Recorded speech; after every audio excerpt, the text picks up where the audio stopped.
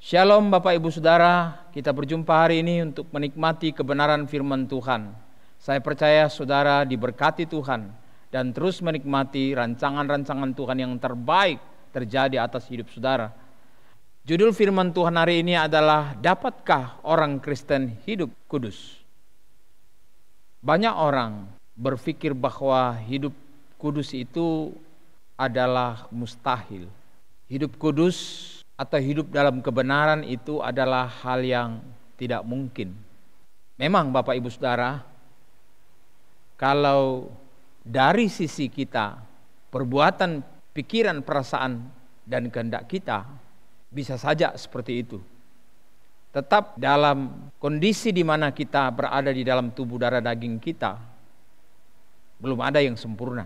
Itulah yang menjadi alasan banyak orang untuk berpikir bahwa tidak mungkin hidup dalam kebenaran atau kekudusan.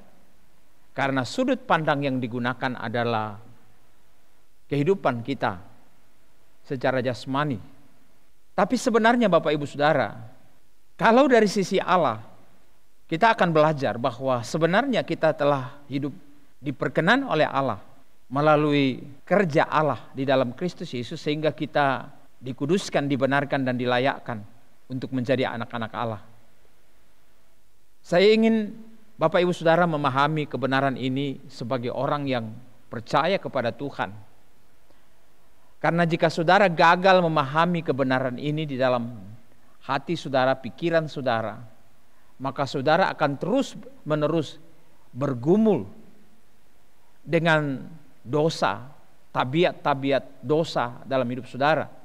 Apa bedanya saudara dengan agama lain? Jika saudara tidak memahami kebenaran ini, saudara terus bergumul dengan dosa saudara dan terjebak di dalam roh agamawi yang lebih legalistik. Mari Bapak Ibu kita belajar kebenaran firman Allah. Di dalam 1 Yohanes pasal 3 ayat 1, firman Allah berkata, lihatlah, sehingga kita diakui sebagai anak-anaknya. Dan memang kita adalah anak-anak Allah. Itulah sebabnya dunia yang jahat ini tidak mengenal kita, sebab dunia tidak mengenal Allah. Perhatikan baik-baik. Kalau saudara mengenal Allah, artinya terhubung dengan Allah dalam hubungan layaknya bapa dan anak, atau layaknya pokok anggur dan carangnya, atau layaknya kepala dan tubuh, maka ketahuilah bahwa hubungan itu adalah hubungan yang kudus. Hubungan itu adalah hubungan yang tidak sembarangan.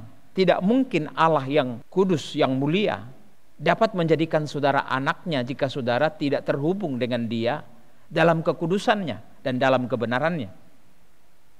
Tidak mungkin saudara dapat terhubung dengan Allah layaknya bapa dan anak, atau layaknya pokok anggur dan carangnya, jika saudara tidak punya DNA yang sama. Ini semua terjadi karena kasih Allah kepada kita. Dan itu sebabnya kita diakui oleh Allah sebagai anak-anaknya. Dalam ayat 2, 1 Yohanes pasal 3 ini, lebih jauh dikatakan, saudara-saudara yang tercinta, kita sekarang adalah anak-anak Allah. Nah, saudara harus memandang kebenaran ini dalam hidup saudara sebagai orang Kristen, bahwa saudara adalah anak-anak Allah. Kenapa saudara menjadi anak-anak Allah? Karena saudara telah ditebus dengan darah anak domba Allah. Saudara telah terhubung dengan Allah, menyatu dengan Allah. Kita baca selanjutnya. Kita sekarang adalah anak-anak Allah, tetapi keadaan kita nanti belum jelas. Namun kita tahu bahwa kalau Kristus datang, kita akan menjadi seperti Dia, sebab kita akan melihat Dia dalam keadaan yang sebenarnya. Kenapa belum jelas keadaan kita sekarang?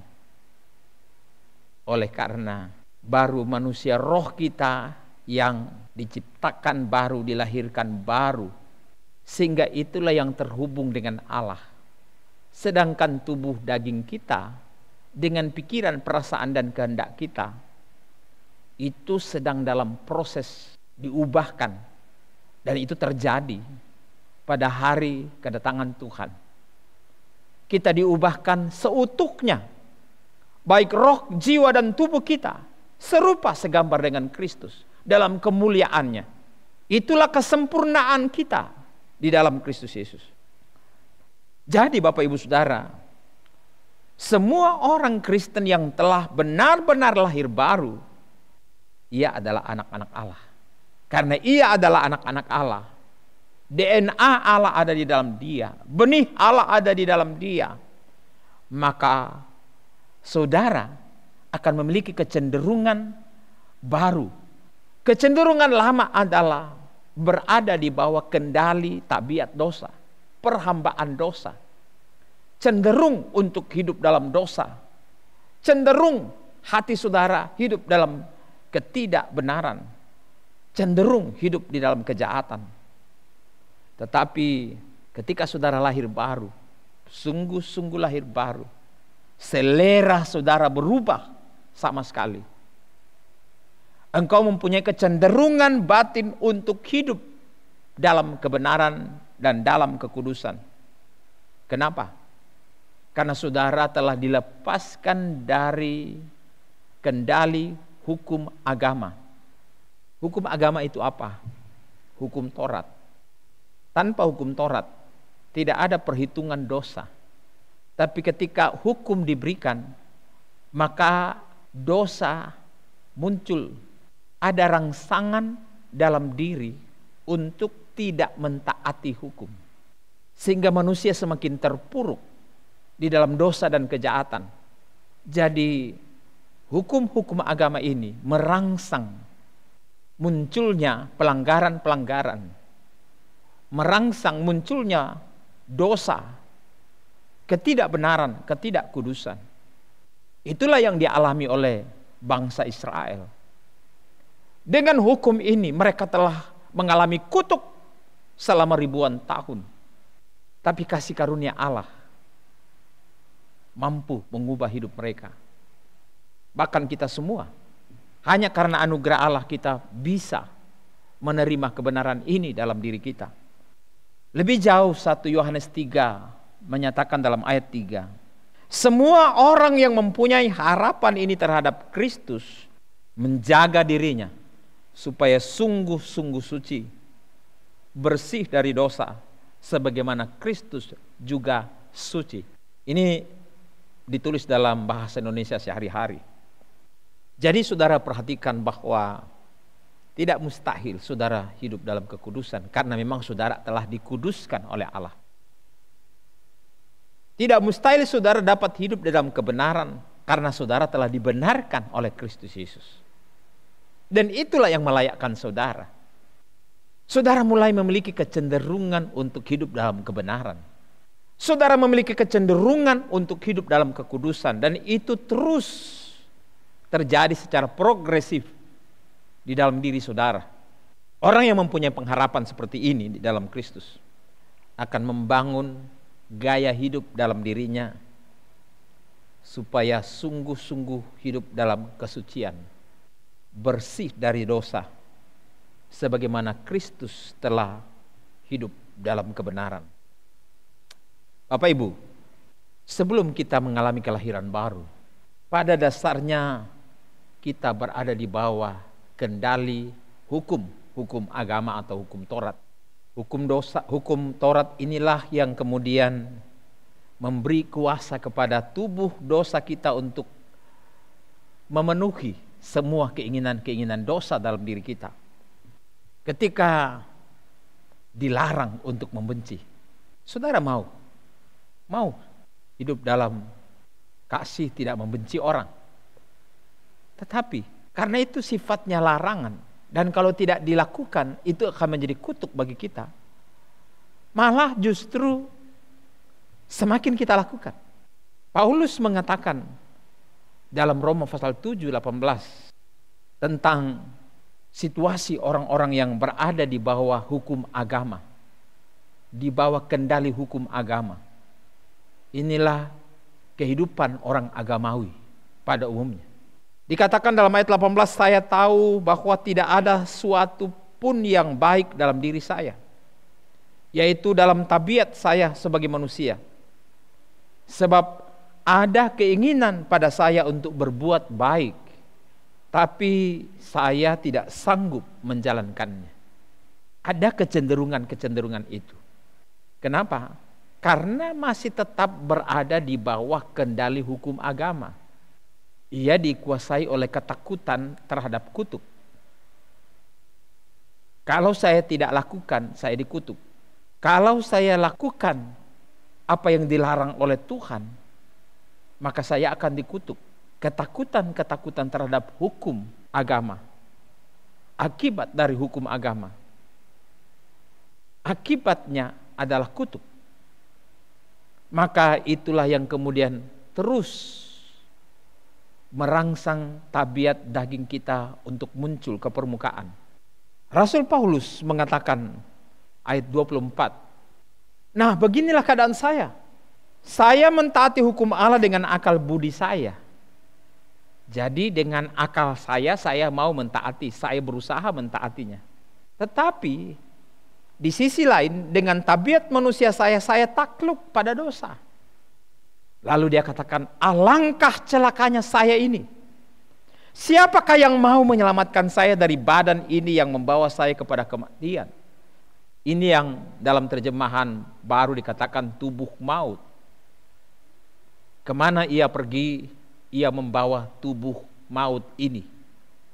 Dia tidur, dia bangun, dia duduk, dia berdiri, dia berjalan, apapun aktivitasnya, selalu dibayang-bayangi oleh tubuh maut, tubuh tabiat dosa dalam dirinya.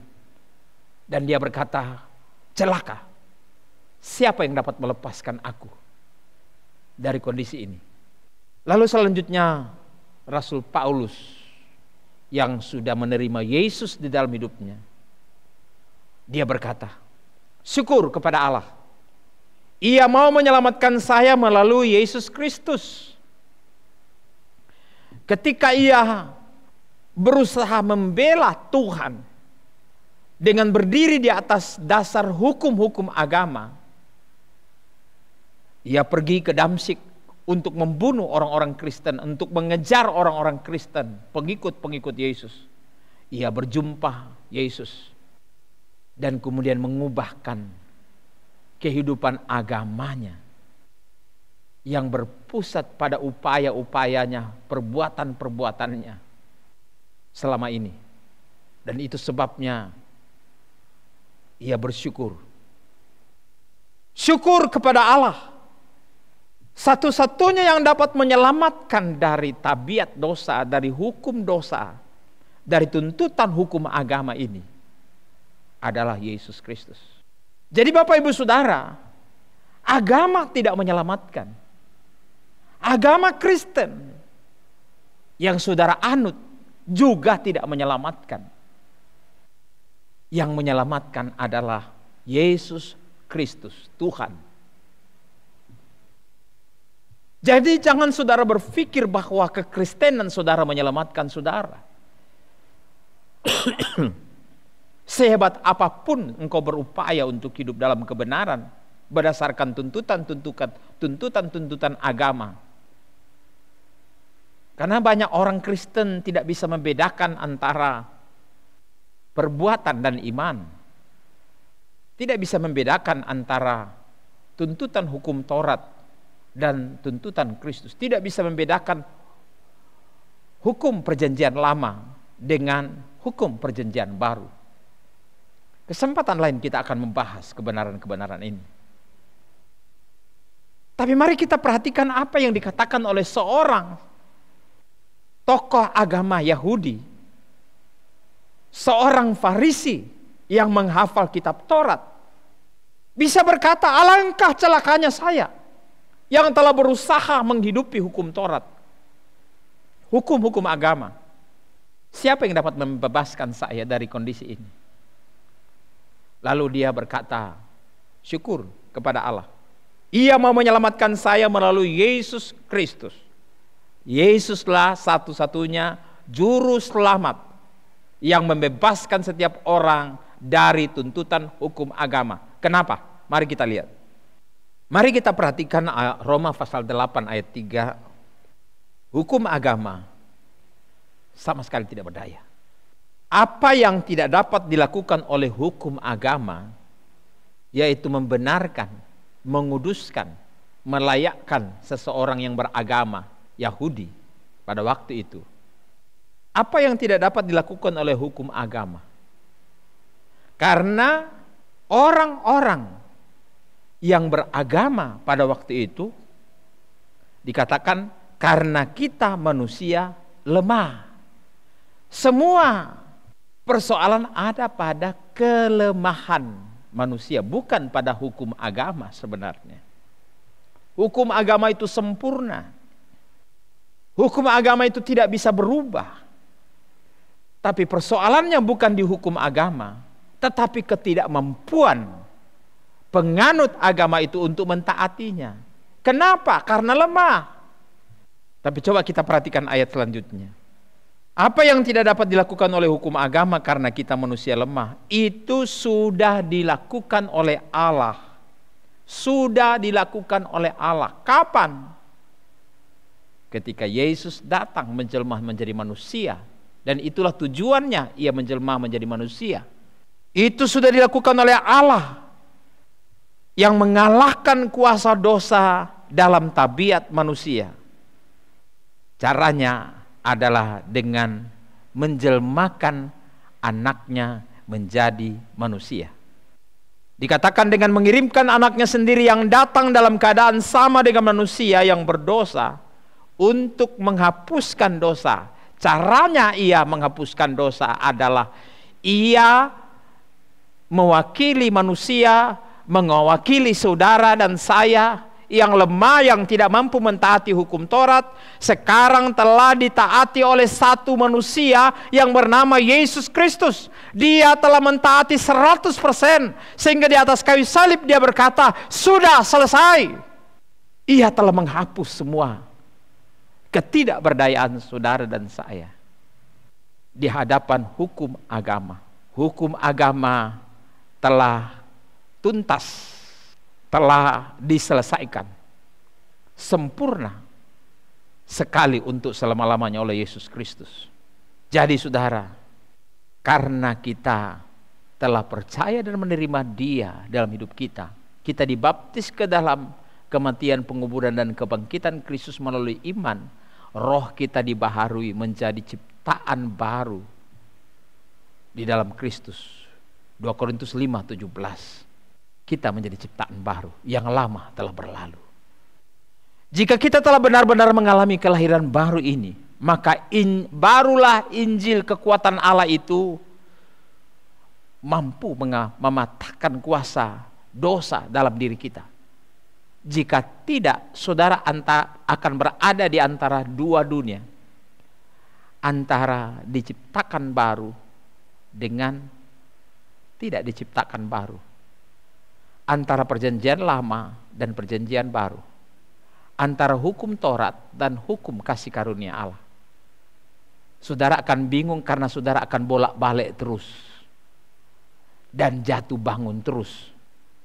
Ayat 14 dari Roma 6 dikatakan, dosa tidak boleh menguasai kalian karena kalian tidak lagi hidup di bawah hukum agama Yahudi, tetapi di bawah rahmat Allah. Dosa tidak menguasai saudara lagi. Saudara harus mengambil keputusan ini. Saya berlindung di bawah kuasa darah domba anak Allah. Ketika orang Israel keluar dari tanah Mesir, dalam perlindungan darah anak domba Allah, mereka dibebaskan dari segala kutuk kematian. Karena darah anak domba disapukan di atas ambang pintu mereka. Dan hari itu juga, malam itu juga, mereka keluar dari tanah perbudakan Mesir. Mereka berjalan menuju tanah yang dijanjikan Allah. Begitu juga dengan saudara. Jadi selama saudara memiliki mental agamawi yang mengandalkan perbuatan maka apa yang terjadi, saudara? Saudara akan terjebak dengan legalisme. Saudara akan berpikir bahwa saya benar karena saya mampu berbuat benar. Saya kudus karena saya mampu berbuat kekudusan. Saya layak karena saya hidup dalam ketaatan. Apa yang terjadi dengan orang-orang yang berpikir seperti itu? Kecenderungan hati orang seperti ini adalah pembenaran diri dan kemudian cenderung suka menghakimi orang lain, bahkan menghakimi dirinya sendiri. Orang ini akan cenderung terus bergumul di dalam dosa. Dan itu sebabnya pikiran, perasaan, kehendak dan perkataannya, perbuatannya selalu menyerang. Kenapa? Karena selalu membenarkan diri. Spirit agamawi adalah spirit pembenaran diri. Kenapa? Karena ia berpikir bahwa ia mampu hidup benar. Ia berpikir bahwa ia mampu hidup dalam kekudusan. Dia berpikir bahwa ia mampu hidup dalam ketaatan. Saudara, terbalik. Kalau saudara lahir baru, saudara menerima roh kekudusan, roh kebenaran, roh ketaatan. Dan itulah yang membawa saudara hidup di dalam anugerah Allah untuk hidup benar, hidup kudus, hidup taat. Itu semua adalah anugerah Allah. Jika kita sungguh-sungguh telah mengalami kelahiran baru oleh kasih karunia Allah ini, maka apa yang terjadi? Kita akan selalu memiliki dorongan batin untuk hidup dalam kekudusan, kebenaran, dan ketaatan.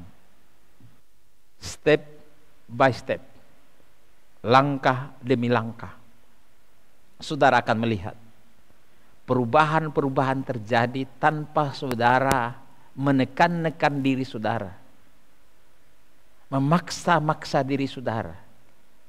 Terus saja bersatu dengan Kristus, maka engkau akan berbuah. Teruslah bersatu dengan kepala, maka apa yang kepala katakan secara alamiah tidak menjadi berat untuk saudara lakukan. Kenapa? Karena saudara adalah tubuh alamiah daripada Kristus Yesus. Tanganmu tidak akan berat, otomatis akan bergerak secara alamiah ketika otak saudara memerintahkan untuk saudara melakukan atau memegang sesuatu. Begitu juga dengan anggota tubuh yang lain. Bapak Ibu Saudara yang kekasih, saya berdoa saudara dapat memahami kebenaran ini. Keadaan kita di dalam Kristus saat ini, sebagaimana tulisan Rasul Yohanes dalam 1 Yohanes 4 ayat 15-16. Barang siapa mengakui bahwa Yesus itu anak Allah, Allah hidup bersatu dengan orang itu, dan orang itu pun hidup bersatu dengan Allah. Kita sendiri tahu dan percaya akan kasih Allah kepada kita. Allah itu kasih, orang yang hidupnya dikuasai oleh kasih, orang itu bersatu dengan Allah. Dan Allah bersatu dengan dia. Jadi ketika saudara bersatu dengan Allah, maka otomatis saudara akan menghasilkan buah secara alamiah. Saudara tidak perlu memaksa diri untuk berbuah kekudusan, berbuah kebenaran, berbuah ketaatan. Kalau saudara benar-benar telah mengalami Kristus, perjumpaan dengan Kristus, saudara dilahirkan baru, batin saudara akan terus berkobar-kobar secara alamiah, mau melakukan kehendak Allah, mau hidup dalam kebenaran, mau hidup di dalam kekudusan. Mungkin saudara bisa saja memang belum sempurna, tapi ada kecenderungan saudara untuk melakukannya. Hari demi hari perubahan akan terjadi atas hidup saudara, di dalam diri saudara.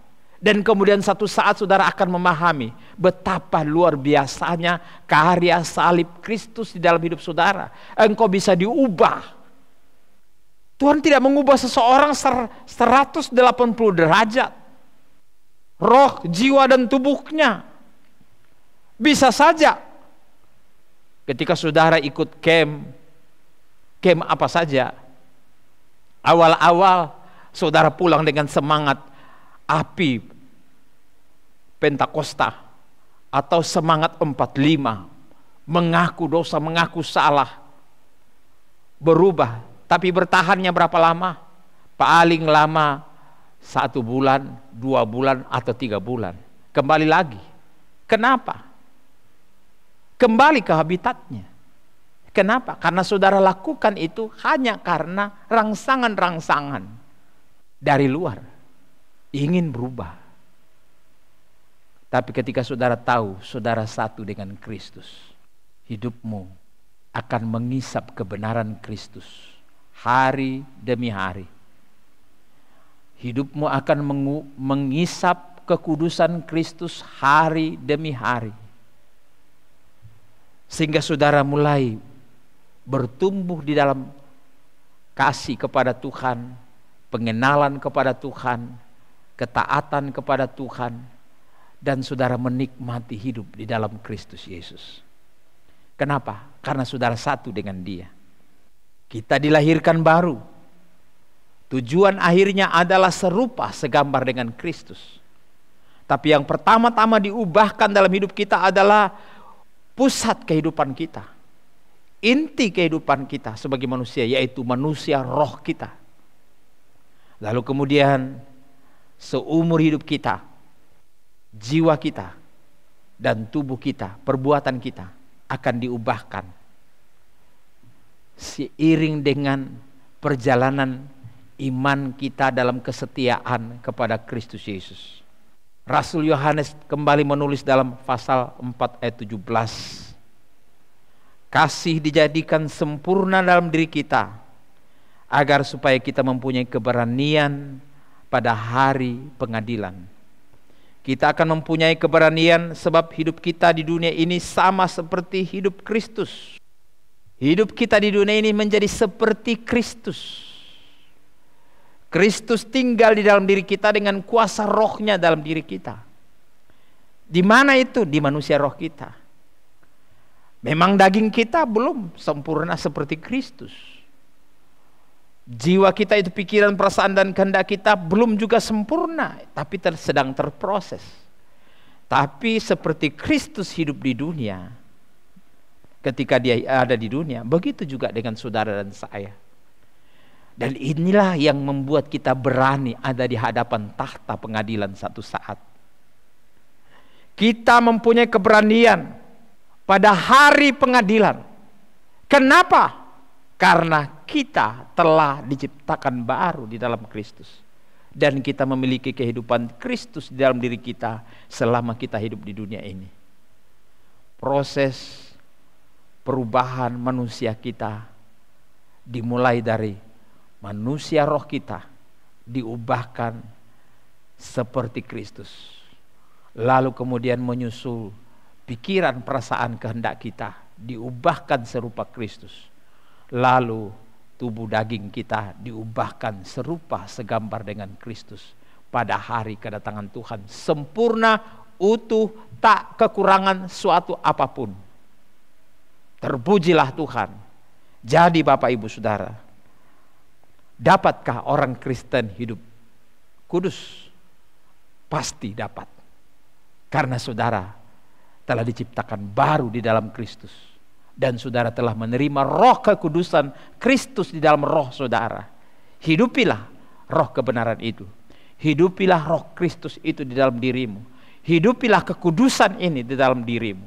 Maka engkau akan melihat bahwa pada akhirnya engkau akan melihat betapa luar biasanya karya salib Kristus di dalam hidup saudara. Tuhan memberkati. Amin.